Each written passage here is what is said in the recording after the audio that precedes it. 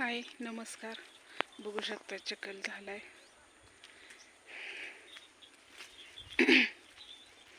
झाला बाय आताशी चिखल झाला मरणाचा पाताळ दुनियाचा. ते काय चिखल झाला. चिखल येऊन मी भांडे घासली. का भांडे घासली आणि अजून हातरून उचलायचं. हो हातरून उचलायचं अजून. पारूसं काढलंय आणि इथं चूल पेटवली. मी भात टाकायला लागले. का एवढंच तांदूळ. हो का 2 टाइम भागतंय आपलं. चहा पण केलाय मी.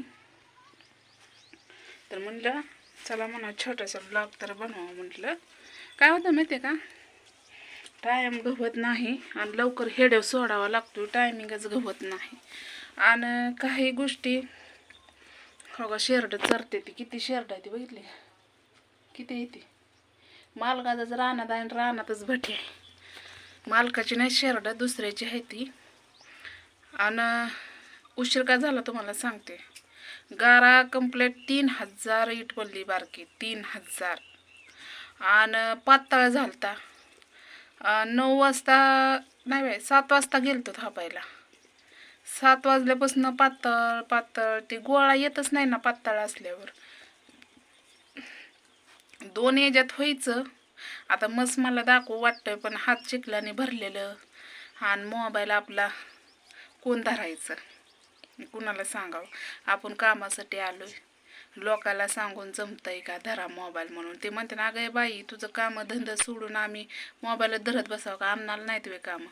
अजून बिहारायच्या त्यांचा तर झालाच नाही. त्यांना तर काय त्यांचा पडतो 800-900 पडतो इथपर्यंत. पण आज उशीरच झाला. भरपूर उशीर झाला. आणि आंघोळ काय केली नाही. आंघोळ करायची आधी दात घासले चहा पिती आणि मग मी भात घालते आणि आंघोळ करते. कारण भूक आता इतक्या लागल्या आणि खाल्लं ना कामच होत नाही. खाल्ल्यावर काम होत नाही. आणि तुम्हाला दाखवा भटी ही लावली वाहतूक ही आज काही केली नाही चिखल असल्यामुळं. तर तिथं मालक लोक त्यांचं म्हणणं आहे की तुमचं जे काय असेल ते तुम्ही घरामध्ये बनवा हेडेव.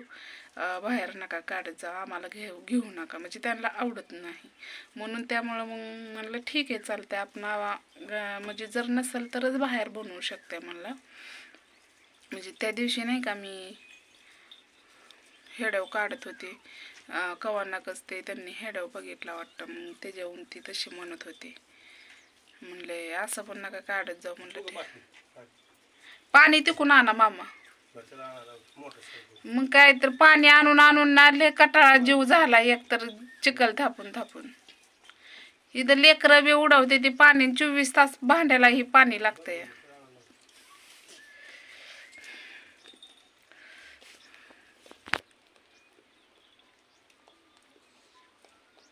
ती मामा मागाशी मोटर चालू केली तेव्हा मी दिलते त्यांना पाणी पिले. पण आता पाणी हो का मला स्वयंपाक करायचा आहे. सकाळ लवकर उठावं लागतंय. त्यामुळं बाथरूमला ही कशाला बी पाणी लागतंय. हात धुयाला म्हणा.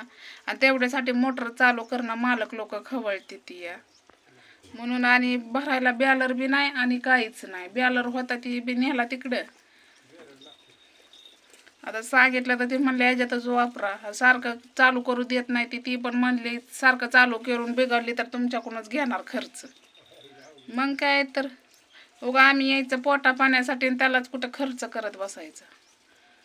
म्हणून एकदा चालू केली ना 2-3 बादल्या एकदाच भरत असते मी. आता मग अशी प्यायला नाही काय म्हणले मी शेरडांना. कारण मुक जनावर आहे त्याला कोण काय म्हणणार आहे. पण आता भरून ठेवलं आणि चालू केलं. आता ती बिहारीचं जेव्हा होईल तेव्हाच ती भरायला येईल. मग आता तुम्हाला नाहीत काय म्हणणार. तुमच्या तुम्ही चालू करून भरा. पाटी न्यावा. तिथं पाट्या आहेत त्या 2-3 आहेत त्या घरात पाट्या. चालू करून भरा आणि मग शेरड पेतले.